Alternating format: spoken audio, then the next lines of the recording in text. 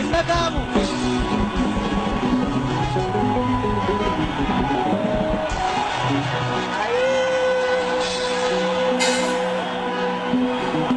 Jirtu. Ijoolleen Booranaa jirtu. Ijoolleen Wallaggaa jirtu. Ijoolleen Arsii jirtu. Ijoolleen Tuulamaa jirtu. Ijoolleen Mattaa jirtu. Eessa jirtu? Boolee jirra jedha eessa jirtu? Boolee jirra jedha eessa jirtu?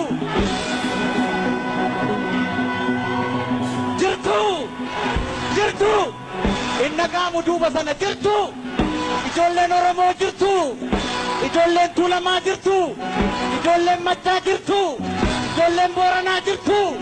Ijoolleen Tuulamaa jirtu. Ijoolleen Baareetuu jirtu. Eessa jirtu? Eessa jirtu Indagamu? Boolee jirra jedha eessa jirtu?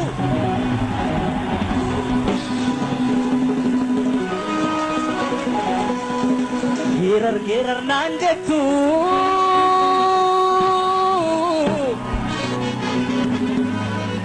Geerar naan jettu meeqa eettaleelure. Badi naan jettu meeqa eeqajeelure. Ani maalan geeraraa tanoo yaada yeelala. Irri geerareen quufne hidhaa qaallitti jira. Irri geerareen quufne hidhaa qiliinxoo jira. Irri geerareen quufne hidhaa karchallee jira. Karchallee amboo jira. Anuu maalan geeraraa tanoo yaada yeelala. Tanoo yaada yeelala. Yajoollee banneen rakaa. Yajoollee banneen rakaa gurrabbaa kanneen rakaa. Oromoon maalum godhere maalum gochuu didere. Yaalli hamma dandeenyu.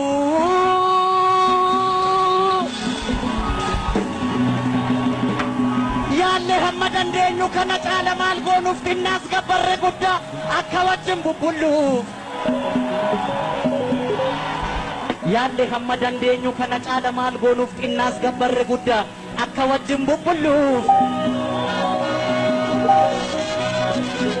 Obsuun waanuma jiru.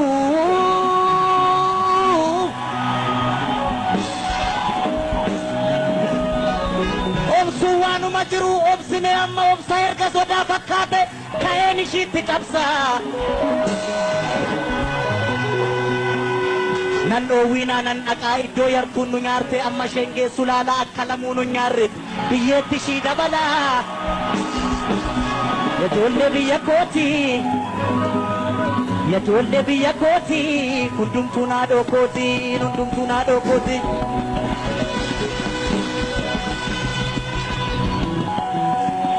Sa'aa keenya ishee burree.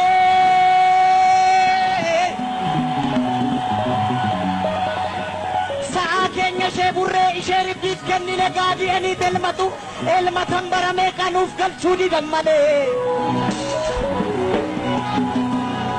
Yoon beekne dubbii keessaa akka ramacii ibiddaa irra keessa dibanii nu gubuuf ayyika yaadan rabbumaaf turre malee. Rabbumaaf jirra malee. Rabbumaaf jirra malee. Rabbumaaf jirra malee.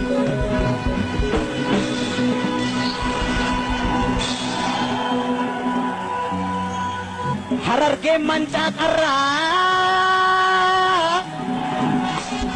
Harargeen mancaaqarraan tuulamni farda leenjisee roorroon daangaa dabar. Roorroon daangaa dabarraan qeerroon falma murteesse. Indagaama. Harargeen mancaaqarraan tuulamni farda leenjisee roorroon daangaa dabarraan qeerroon falma murteesse.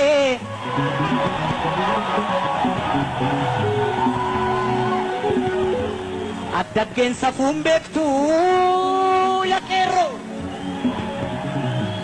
Addaggeen safuun beektu addarra dhaaban malee falmadhu qeerroosi abdiin sabaa yoomillee. Falmadhu qeerroosi abdiin sabaa yoomillee. Abdiin sabaa yoomillee. Abdiin sabaa yoomillee. Abdiin sabaa yoomillee.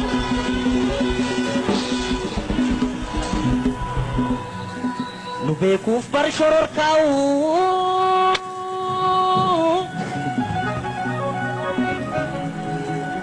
nu beekuuf bar shororkaa'u kanaaf garaa jabaatu irree humna qabaniin ijibbaata falmatu nuun miti farda keenya hin beeku bareechanii gaafa gaarreen Adwaa gaafa maqaleessanii nuun miti farda keenya hin beeku bareechanii gaafa gaarreen Adwaa gaafa maqaleessanii gaafa lola Adwaa gaafa maqaleessanii nuun miti farda keenya hin beeku bareechanii gaafa gaarreen Adwaa gaafa maqaleessanii gaafa maqaleessanii gaafa maqaleessanii gaafa maqaleessanii nan sobee ijoollee Oromoo nan sobee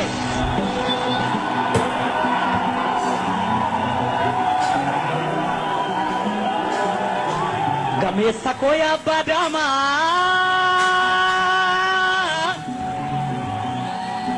Oromoo koo yaa abbaa daamaa yaa abbaa daalee yaa abbaa shaanqoo soorii farda kee qopheessi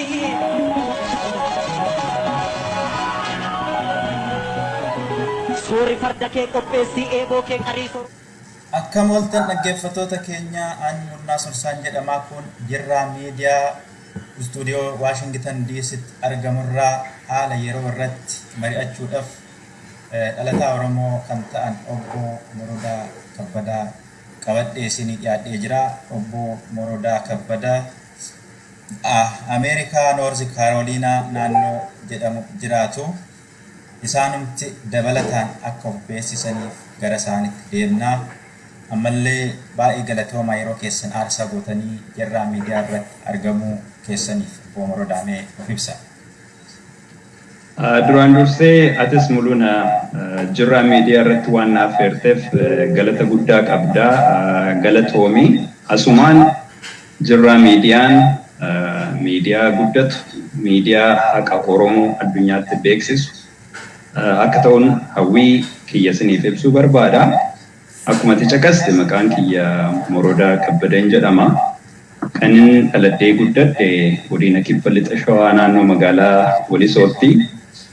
Mana barumsaa sadarkaa lammaffaa achuma mana barumsaa Lijaasmach Garasoo Dhuqiittan baradhee fixee sana booda carraa barnoota olaanaa argadhee Yuunivarsiitii Finfinnee 6 kiiloottan baradhee barnoota addam fixee immoo carraa hojii tokko hagaa waggaa 5 biyya sana keessatti hojjeteen booda carraa jireenyaa ta'ee gara Ameerikaan dhufee waggoottan 9 darbee biyya Ameerikaa kana keessa jiraachaa ture. Asirratti wanti caqasuu barbaadu akkan mana barumsaatii baheen Rift Valley College naannoo Gullallee jiruttan waggaa 1 barsiisaa ture. Rift Valley akkuma beektan kana abbaa qabeenyaa Dinquu Dayyaasaati. Dinquu Dayyaasaa nama Oromoodhaaf yeroo sanatti especially yeroo wayyaaneen uummata Oromoo keessattuu nama quuqama Oromoo qabu adamsitee hiitu ajjeestutti dhoksaadhaan uummata Oromoo hedduu nama gargaaraa turedha. Anallee hidhamuu kiyya mana barumsaatii wayyaaneen ari'achuu kiyya waan beekuuf namoota biroo amma asirratti maqaa isaanii ta'uu hin barbaanne wajjiniin mana keessanii miti koottaa galaa waan barbaadan irratti hojjeta uummata keessan tajaajilaa jedhee carraa sana kennee achittan barsiisaa ture. Sana booda carraa biraa argadheen bakka biraa hojjechaan ture. Egaa wanti kana kaasifama waan biyya keenya keessatti ta'aa jiru waan nama Oromoo especially uummata isaatiif quuqamu irratti darara gahaa jiru tuqee bira darbuufanii egaa sittan dheeressee dhiifamanaa godhee kanuma fakkaata gabaabinaan. Omaa miti obbo Morodaa waan isaallee I think gaafii tokko qabaa yeroo sanas dabaltanii nu ibsuu dandeessu. Garuu ittaanee gaafii nan isin gaafadhu akkuma beekamu amma dhibeen koronaa kun biyya addunyaa kana biyya keenya kanas baay'ee raasaa jira. Biyyuma Itoophiyaa sanallee amma yeroo ammaa kana namni 57 amma ammaatti jecha odeeffannoo nan qabu namni 57 qabamee namni gara 900 koronaa kanaan du'e garuu egaa social distancing eeguun barbaachisaadha. Manni barumsaa cufamee garuu biyya sana keessatti wanti ta'aa jiru faallaa sanaati. Namni 10,000 ol manni barumsaa dhaabbatee manni barumsaa kan dhaabbateef koronaadha fi garuu faallaa sanaa immoo namni 10,000 ol mana jira.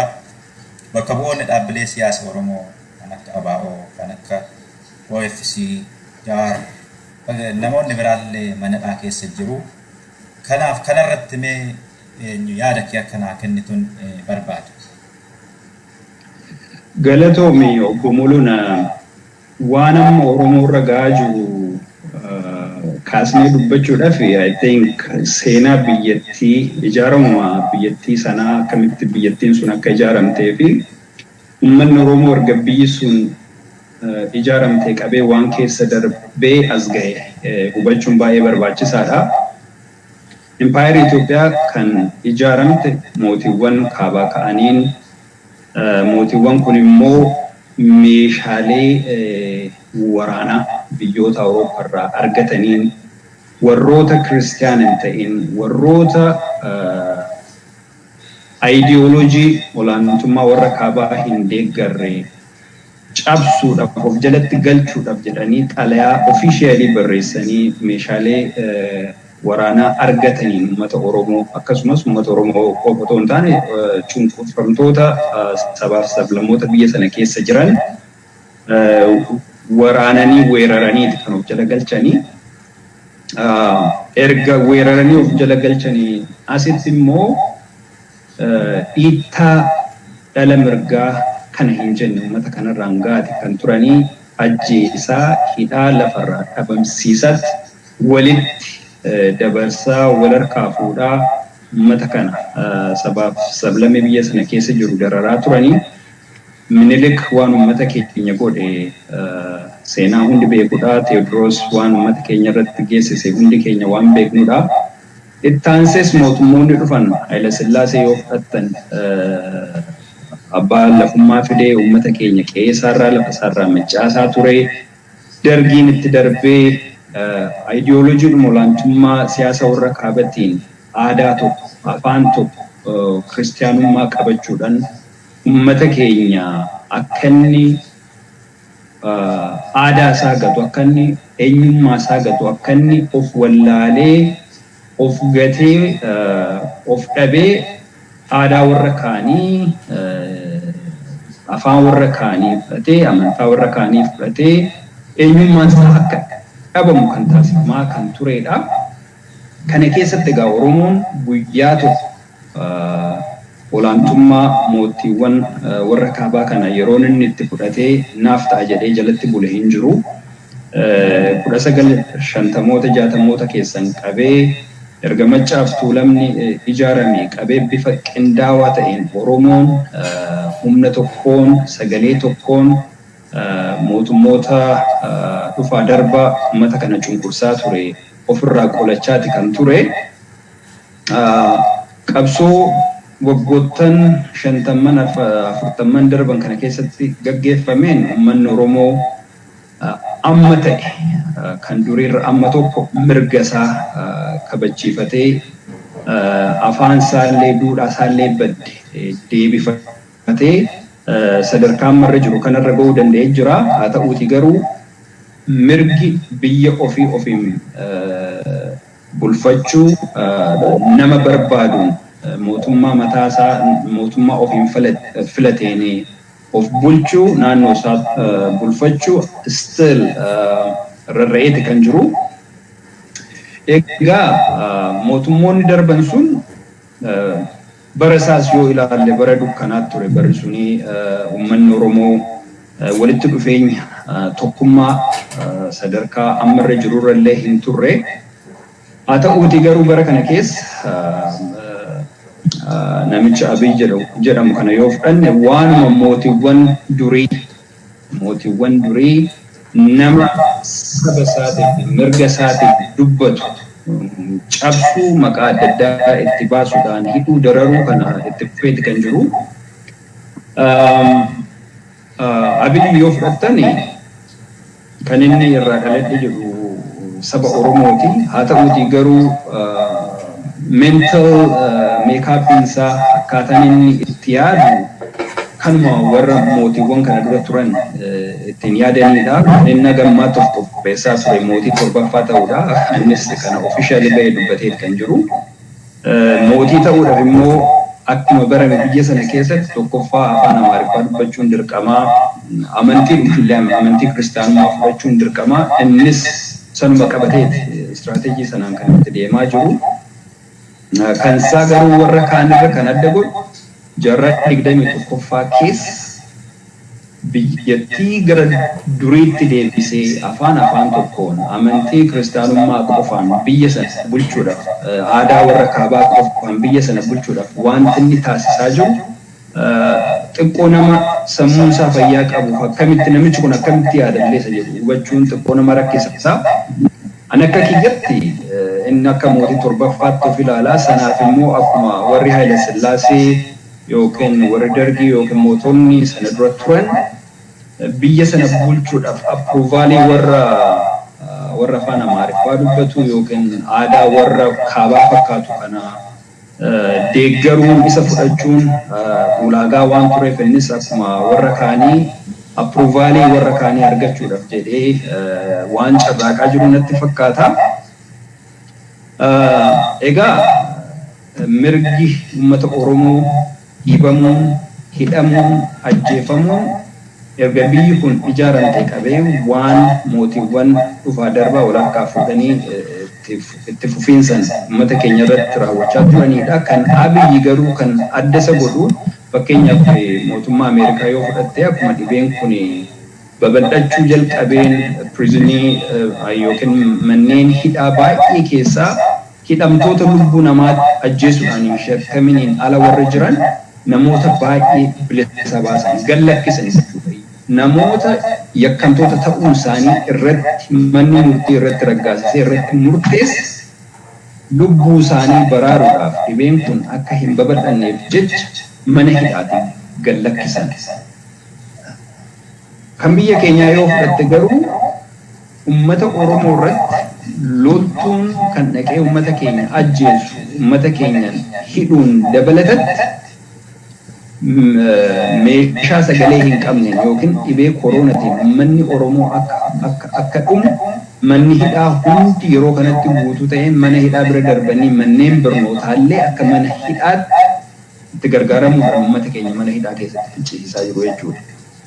Kanaaf gochi Abiyyi uummata Oromoo irratti hojjechaa jiru kan mootummoonni darban uummata Oromoo irratti raawwachaa turaniin akka addaatti ilaalamuu turre jira. Kun seenaadhaan galmaa'ee taa'u turre jira.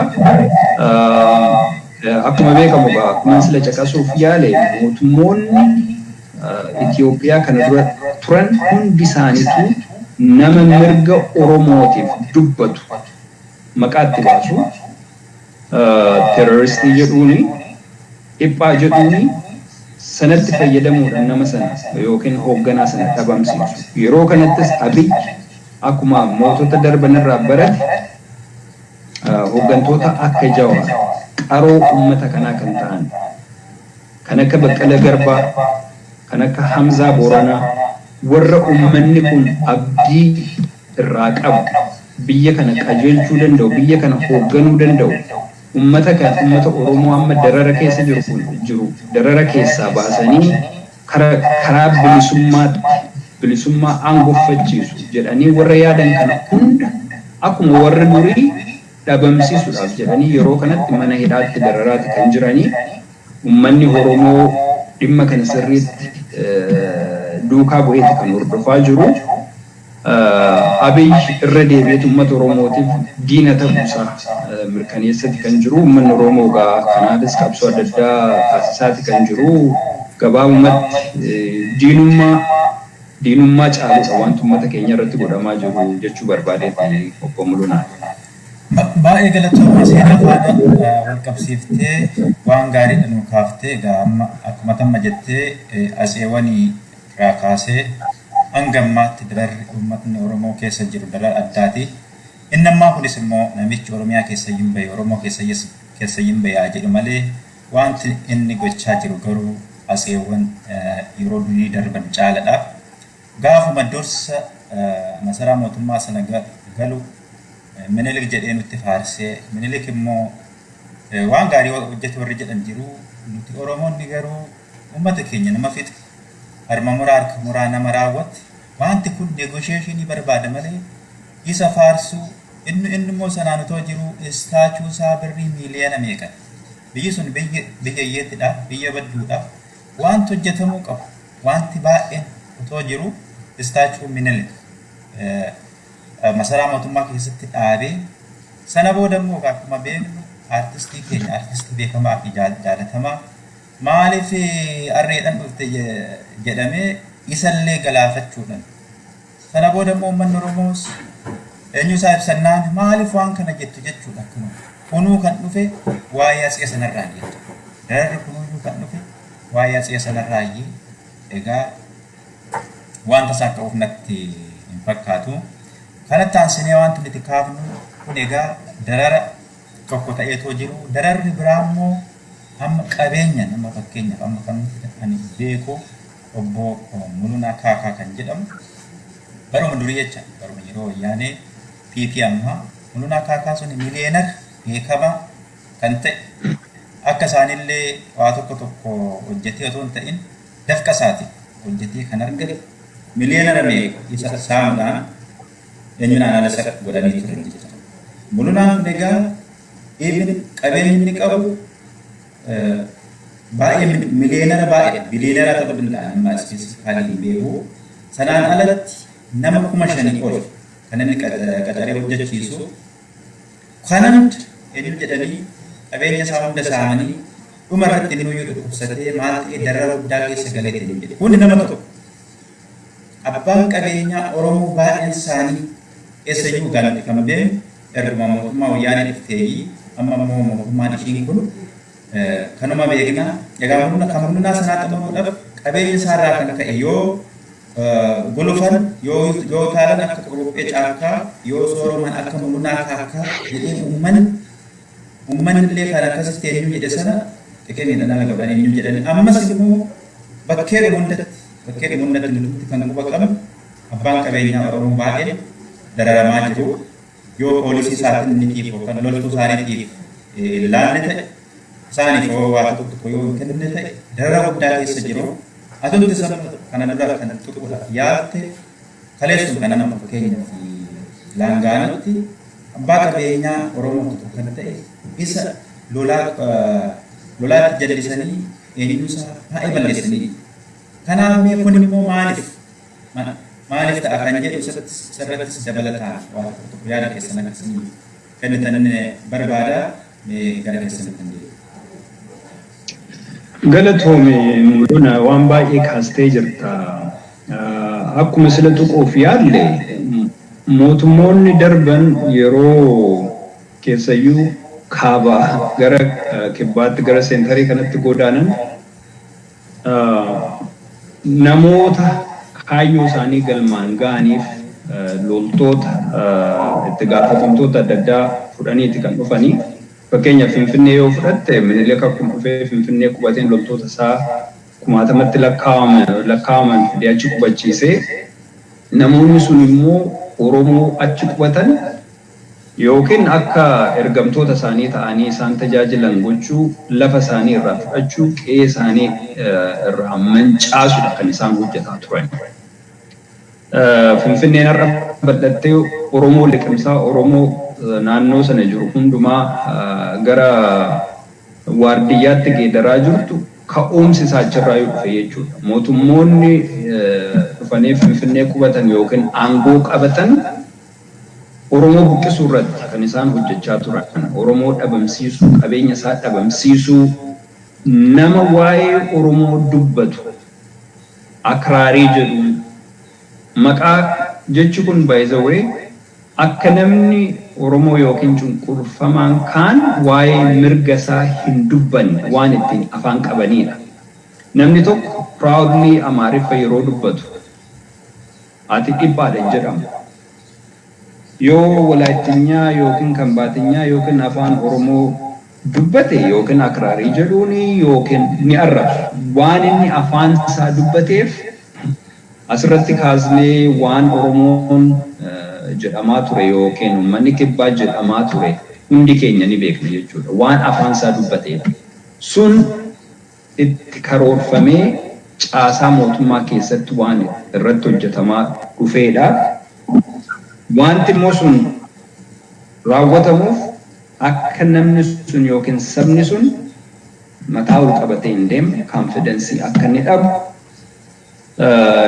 biyyi hirmaannaa diinagdee hawaasummaa biyya sana keessatti taasifamu keessatti hirmaannaa guutuu akka inni hin qabaanne isolate gochuu jechuudha. Kun waanuma warri foreign colonizers warra colonized ta'an irratti raawwachaa turan isaan kunis akkasumatti raawwachaati kan turanii kaayyoon isaa maaliin yoo jennu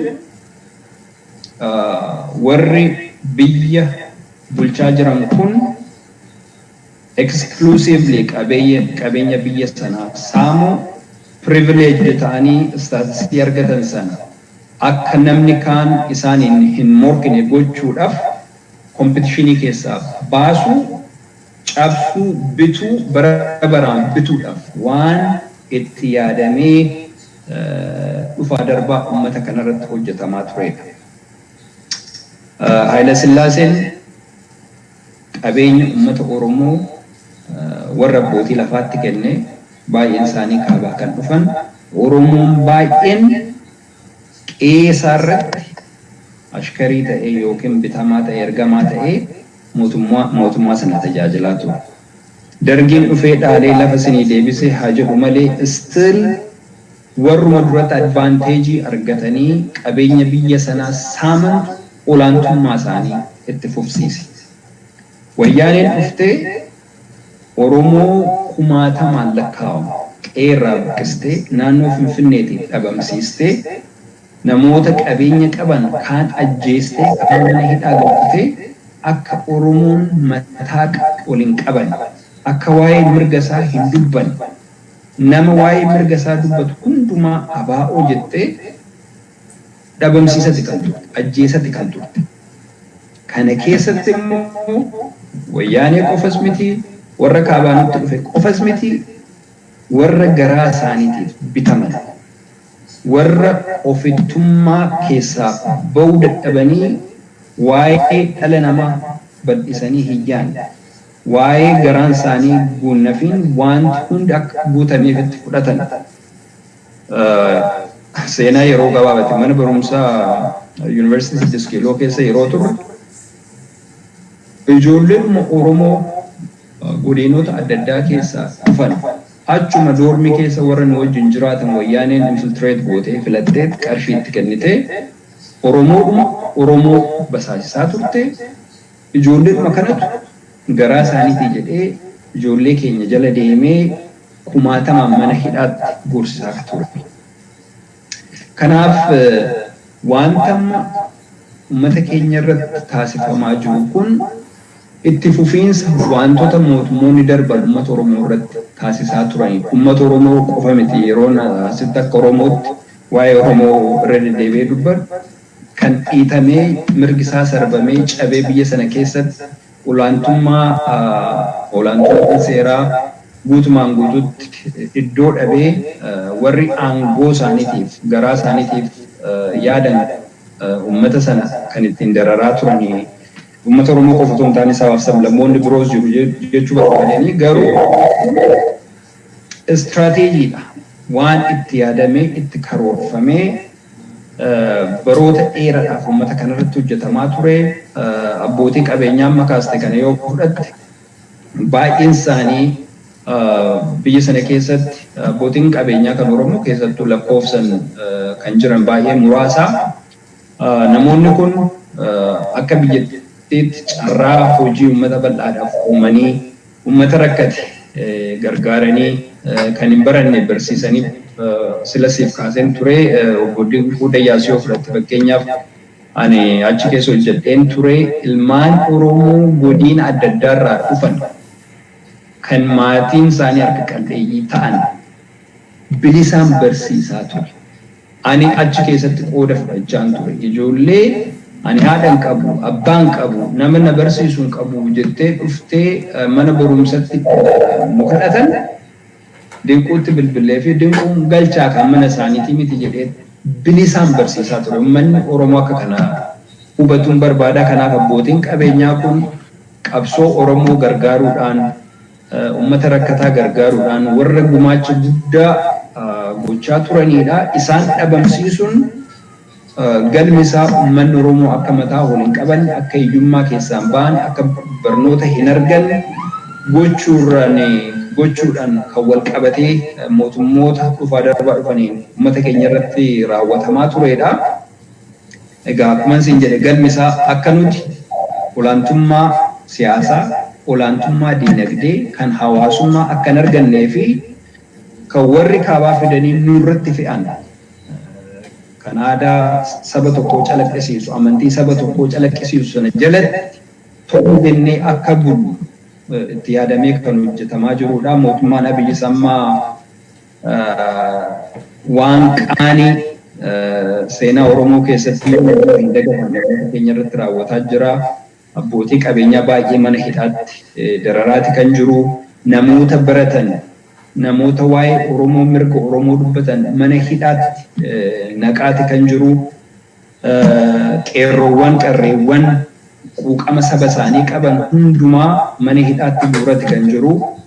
Kanaaf egaa uummanni keenya immoo kan kana caalu bara dukkanaa sanaa, bara meeshaan wal qunnamtii akkana hin jirre, bara uummanni illee baay'een self consciousness isaa akkanatti hin guddanne sana keessatti illee qabsaawee jira kana injifatee agamma haa ta'u haa xiqqatu haa guddatu mirga naannoo ofii illee ijaarrachuu, naannoo ofii keessa jiraachuu, afaan ofii dubbachuu, aadaa ofii guddifachuu gonfateeti kan jiru.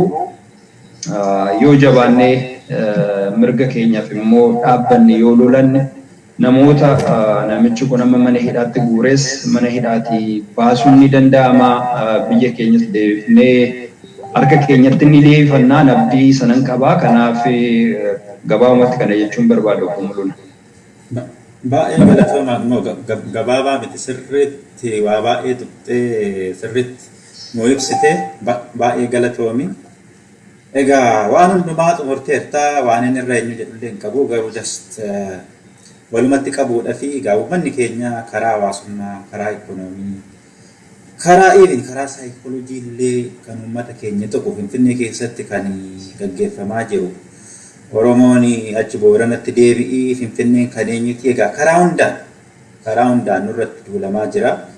Garuu egaa barri isaa tokkoo miti actually. Barri isaa tokkoo miti. Even kaleessi farra tokkoo miti bara teekinooloojii waan adda addaa eenyu jedhu waan ta'eef waan eenyu jedhuuf natti fakkaatu. Amma almost gaafii keenya gara dhumaatti deemaa jirra. Egaa amma ammaatti wanti nuti kaafne waa'ee biyya keessa deemaa jirudha. Nutis egaa akka carraa ta'ee biyya hambaa jiraannu malee egaa onneen keenyas, garaan keenyas, sammuun keenyas biyyum keessa jira. Even warra biyyaa warra hidhame, warra dararame caalaa sitti fiilii goonaa. Ani personaalii akkasii garuu Oromoon baay'een akkasuma gochaa jira. Kanumarraan kan ka'e egaa hiriira gugurdaatu kan dhaga'ameen beeku. Anumtuu kan inni baay'eenyu jedhas fakkeenyaaf amma Waashingtan diisitti yeroo darbe hiriira baanee turre. Hiriirri sun warri gurraachatu yeroo ba'an akkasitti hiriirri sun hin baane egaa kutaa Ameerikaa hundarra Oromoo wal ga'ee yeroon kun yeroo sooshaal distaansiingii eegamu yeroo namni walirraa fagaachuu qabu garuu Oromoon biyya keessatti sin du'aa maal asitti sooduuni kan jedhuun hiriira gurguddaa ba'aa jira. Hiriira qofa ba'uu miti Oromoon of kennee imbaasii bilchaginnaa bakkee adda addaatti cufaa jira. Kun egaa kan I think seenadhuma addunyaa irrattuu akka amma nan beekutti ani hin beeku. Kana duras egaa uummanni Oromoo falmataatum ture garuu akka ammaa kanatti eenyu hin jenne maayini waan uummata keenya irratti yeroo ammaa kana ta'aa jira. Kan wayyaanee caalaa, kan asee caalaa, wanti badaan, wanti gadheen, wanti nutti dhufe jechuudhaaf diyaaspooraan illee eenyu jechaa jira. Egaa karaa warri dubartootas qarreenis maaltis waan saamee waan dabalataa waan jettoo jiraates eenyu jedhiitii sana booda gara xumuruutti deemnaa galatuma. Galatoome egaa mul'una uummanni biyya alaa jiraatu kuni anuma dabalatee akkuma tuu jette qaamanas jirra malee yaanni keenya ganama galgala uummata keenya biyya jiru wajjiniidha. Achitti dhalannee achitti guddannee warra asitti dhalatanis jiru. Haa ta'uuti uummanni kun qabsoo Oromoo keessatti uummanni biyya alaa jiru kun qabsoo Oromoo keessatti sochiin inni gochaa ture baay'ee guddaadha. Warra meeshaan hidhatee bosona jiru abaa deeggaruu dabalatee akkasumas paartiiwwan bilisaan socho'an duukaa dhaabbachuu financially resourceedhaan waan danda'ame hundaan qabsoo Oromoon yeroo bara dheeraa taasisaa ture keessatti gumaachi hawaasa Oromoo biyyoota adda addaa biyya alaa jiran irraa taasifamaa ture xiqqaadha kan jedhamu miti. Kan bara kanaa yoo fudhanne immoo keessumattuu baay'ee adda anaaf as taa'ee social media irratti waan jiru argaa jirra. Uummanni keenya boqonnaa tokko malee ganamaa galgala otoo addaan hin kutin almost ji'oota dheeraadhaaf almost ala bulaa jira ala oolaa jira jechuun ni danda'ama. Yeroo kaanirraa immoo adda kan isa godhu akkuma tuu jette akkuma namni keenya mootummaa Abiyyiin rasaasan ajjeefamaa jiru nutis lubbuun keenya maaliif nu marara jedheet Ameerikaa keessatti dhibeen koronaa vaayirasii hammam akka babal'atee uummata fixaa akka jiru addunyaan quba qabaa. Garuu uummanni keenya kanas jiru kun anis yoon du'e maalinni lubbuun koo kana booda maal gatii qabdanis aarsaa kaffalamuu qabu kamiyyuu yoon kaffale ittiin gaabbu jedheetu uummanni kun yeroo kanatti bahee embaasiiwwan fuuldura dhaabbatee achi bulee achi oolee aarsaa guddaa kan kaffalaa jiru. Kana uummanni keenya biyyaas akka salphaatti ilaaluun irra hin jiraatu. Maaliif biyya kana keessatti namni halkan tokko nama bulchuun jiru akka biyya keenyaa jechuudha. Biyya keenyatti namni rakkate fira birallee dhaqee takka yeroo rakkinaa dabarfachuu hin danda'a. Biyya kanatti garuu namni hunduu jireenya mataasaa duukaa kan kaatudha. Biilii kaffaluun dirqama. Guyyaa tokko hojiirraa hafuu jechuun galii dhabuu jechuudha. Galii dhabuun personaalii maatii sana hammam akka miidhu nama sana akka miidhu hundi keenya ni beeknaa. Kanaaf akka xiqqaatti ilaalamuun irra hin jiraatu. Uummanni keenya waan danda'ame hunda kan gochaa jiru.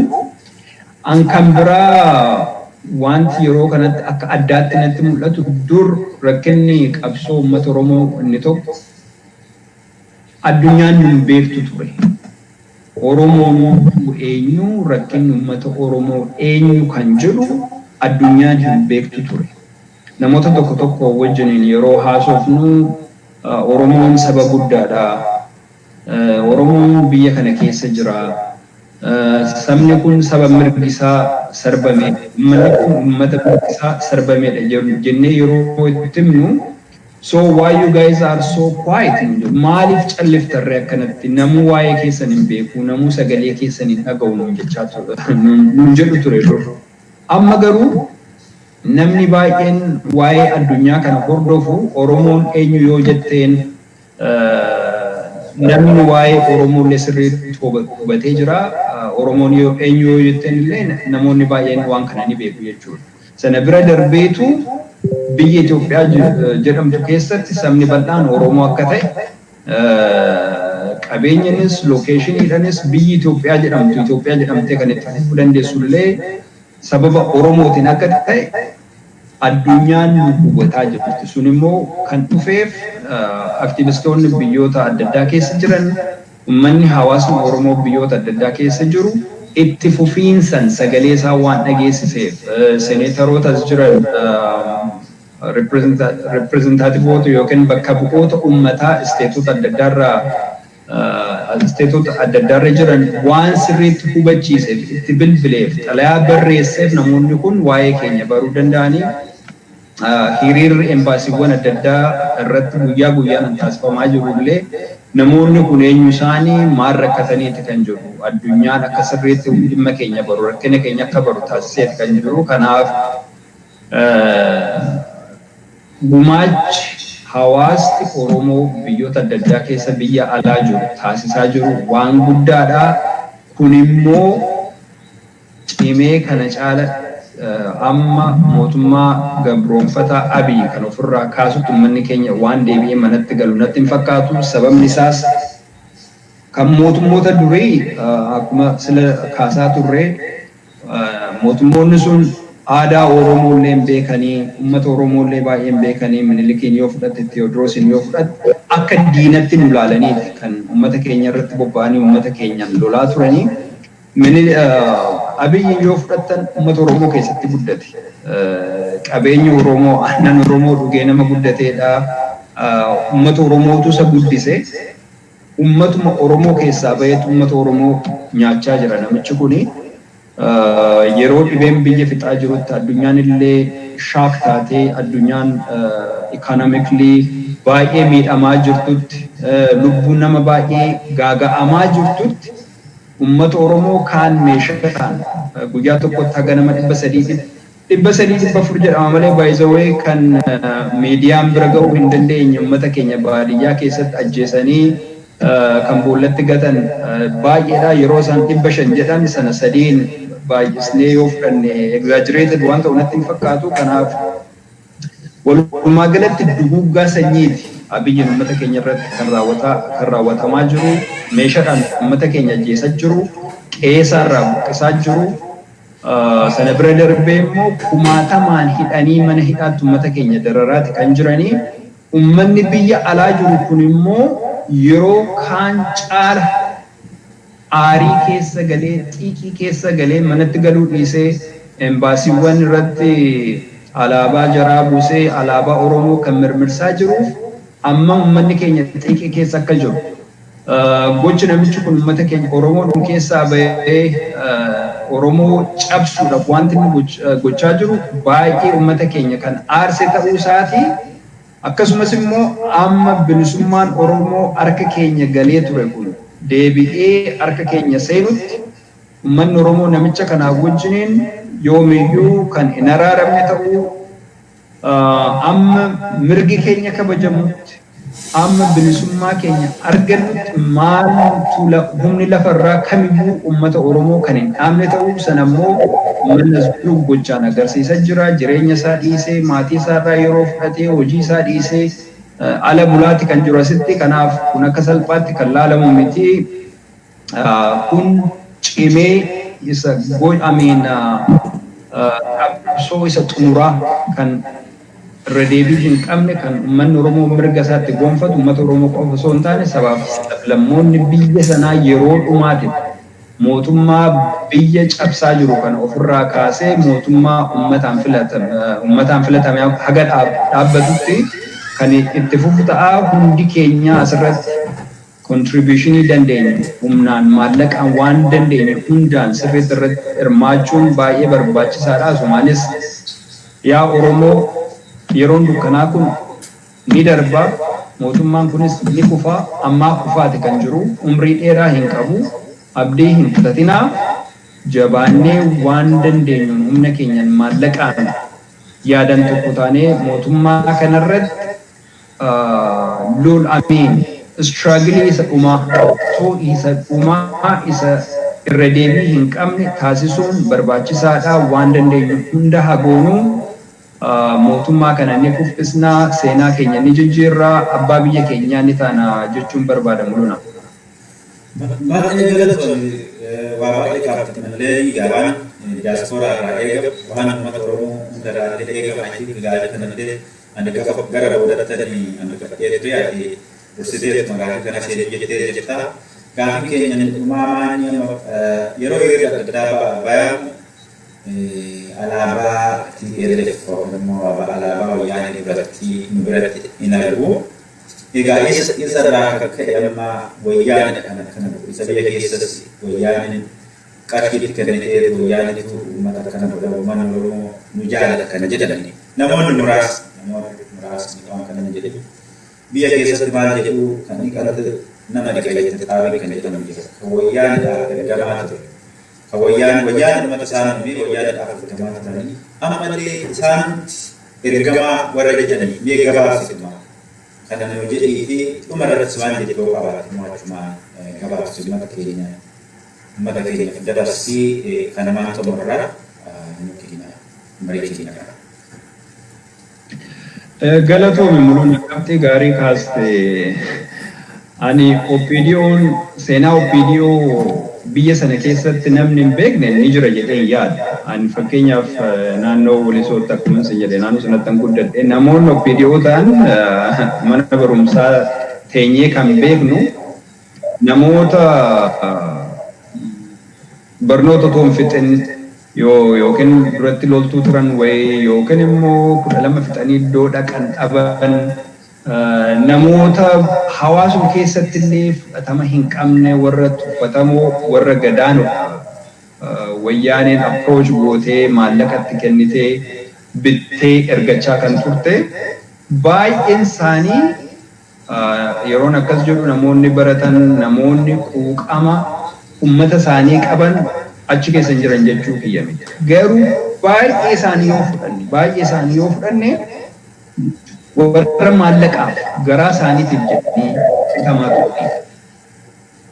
Garaa isaanii immoo guuttachuudhaaf uummata Oromoo waggaa 7 hidhaa ajjeesati kan turan. Na yaadadha yeroo tokko barataa yuunivarsiitii isaanii Amboo irratti nu waamanii walgahii nama sana maqaa dhahuun barbaadu. Isin jedheen isin harroota. Harroonni kun harroota wayyaaneeti. Wayyaaneen isinitti fidanii isin immoo fidanii baasan uummata irratti urguftu. Otoo isin harrummaa kana jalaa ergamtummaa kana jalaan bahin akkamitti isin wajjiniin qabsoofnaa jedhee gaaffii gaafate. Namichi waltajjii irra ture sun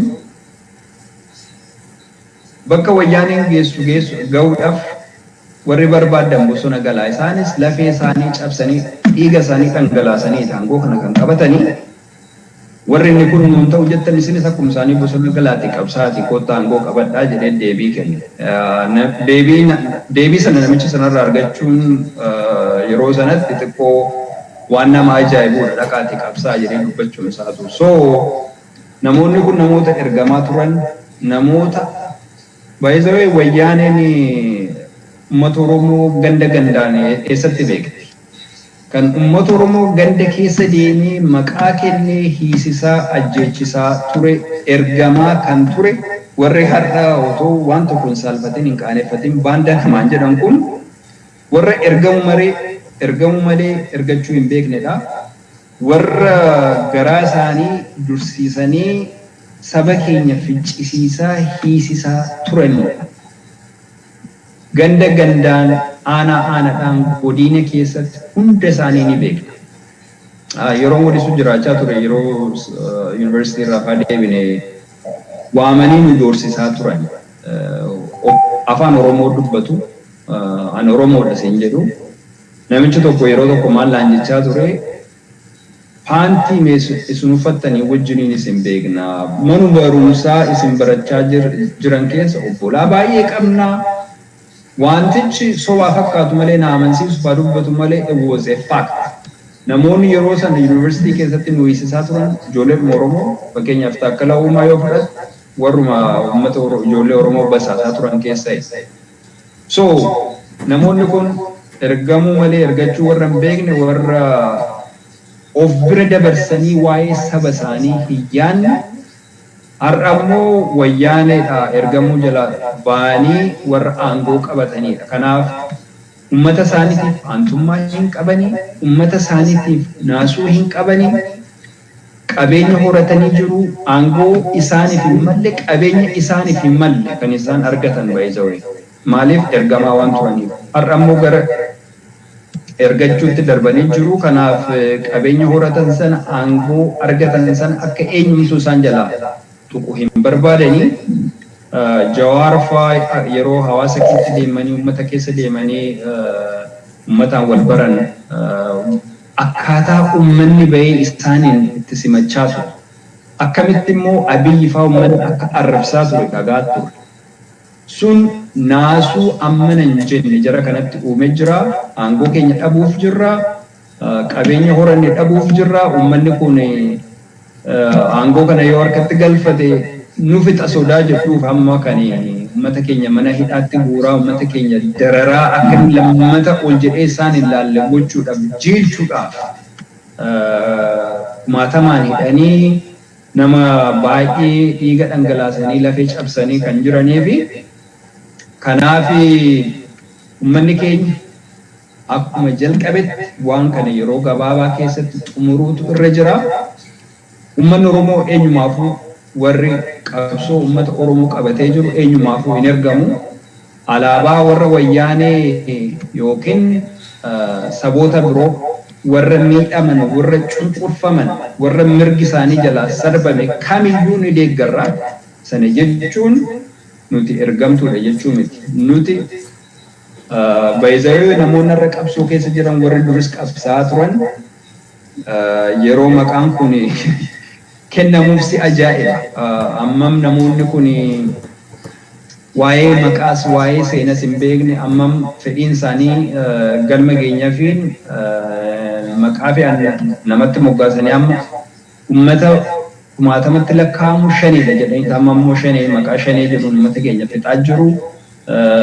Uummata qabsoo haqaatiif falmataa jiru akka ergamtuu wayyaanetti leebel gochaa jiru. Kun akkuma sila jedhe aangoo isaanii tursiifachuudhaaf qabeenya horatan saaman tursiifachuudhaaf akka istiraateejiitti waan itti fayyadamaa jiranii. Isa maqaa fi aannuuf baasuu danda'u garuu uummanni as jiru kun uummanni biyyatti qabsaa jiru kun uummata biyya isaa irratti abbaa biyyaa ta'uudhaaf mirga isaa deebisee argachuudhaaf mootummaa ofiin filate dhaabbachuudhaaf uummata falmaa jiru, uummata qabsoo gochaa jiru. Dhugaan inni qallatti malee hin cittu. Kan dhugaa qabu yeroo gabaabaa keessatti ni mo'a. Mootummaan Abiy kan ergamtootaan ijaarame, ergamtootaan guutame kun yeroo gabaabaa keessatti ni hunkutaa. Uummanni keenya qabsoo gama hundaanuu jalqabe kan cimsee itti fufuu jira. Addunyaan fuula irraa gargalfattee jirti. Akkuma beekamu biyyi Itoophiyaa kan jiraattu gargaarsa. Mootummaan Ameerikaa gargaarsa irraa kutee jira. World Bank illee liqii duraanan kennaaf jedhee amma irraa kuteeti kan jiru. Otuma uummanni illee qabsoo kana dhaabe mootummaan kun survive gochuu hin dandeessu kana booda. Maaliif completely deeggarsa biyya alaa irratti kan hundooftedha waan ta'eef. Miindaallee gara kaffaluudhaaf illee gargaarsa biyya alaatti kan fayyadamtu waan ta'eef mootummaan kun umrii dheeraa hin qabdu. Haala naannoo Tigraay jiru yoo ilaaltan almost gara mootummaa mataa isaanii ijaarrachuutti waan deemaa jiran fakkaata. Oromiyaa keessatti nagaan edda dhabame tureera. Warri mootummaa naannoo Amaaras yoo lola warra Tigraay irratti mootummaa Tigraay irratti bante malee akkamitti waliin itti fufna jedhanii waan boorsisaa jiran fakkaatu. Kanaaf haala komplikeeted ta'e keessa jira. Addunyaan fuula irraa garagalfachaa jirti. Ameerikaan deeggarsa irraa kutaa jirti. Mootummaan kun lama hin bultu garuu akka nuuf fudhattee hin quufne uummanni Oromoo quba wal qabaachuu wal dhaga'uu tokkummaa isaa sirriitti itichee itti fufuun qabsoo isaa galmaan ga'uun barbaachisaadhaan jedha. I think kanumaan yoon xumure gaarii fakkaata mul'atu. Baay'ee galatoomii ergaan ati dabarsite ergaa baay'ee gaariidha. I think uummata keenya biras akka qaqqabu abdii qabnaa. Baay'ee galatooma ulfaadhaa. Egaa yeroo biraas biyyaa keenya irratti deebitanii marii adda addaa akka goonu abdiin qabaa. Dhaggeeffattoota keenya qophiidhaa kanumaan xumurraa sagantaa biraatiin hanga walitti deebinutti nagaatti bulaa yookaan nagaatti oolaan isiniin jedha.